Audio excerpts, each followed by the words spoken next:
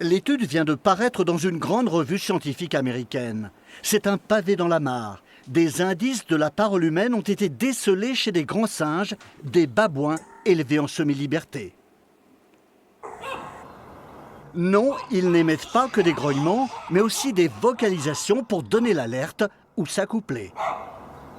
Ces vocalisations, nous avons pu les analyser et montrer qu'elles étaient proches des voyelles humaines, comme le i, le a et le ou, et qu'elles étaient produites dans des situations différentes, associant ainsi du son à une situation différente. L'analyse s'appuie sur un autre axe de la recherche, le babillage des bébés. Il justifiait une théorie en vogue depuis les années 60. Le bébé ne peut parler car son larynx est placé trop haut dans le conduit vocal, comme celui des singes.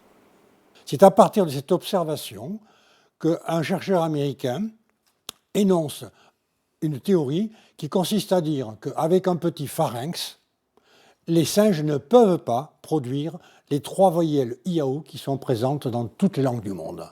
Cette théorie de la descente du larynx est battue en brèche. Elle n'est pas un préalable à l'apparition de la parole.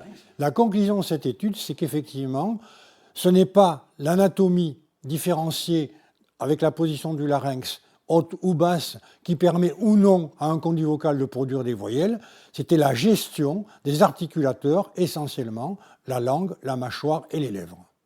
Cet éclairage provient de l'apport de multiples disciplines, avec des équipes françaises, québécoises et américaines.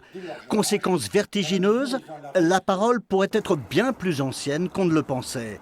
Non pas 200 000 ans, mais 20 millions d'années lors de la séparation des singes et des ancêtres de l'humanité.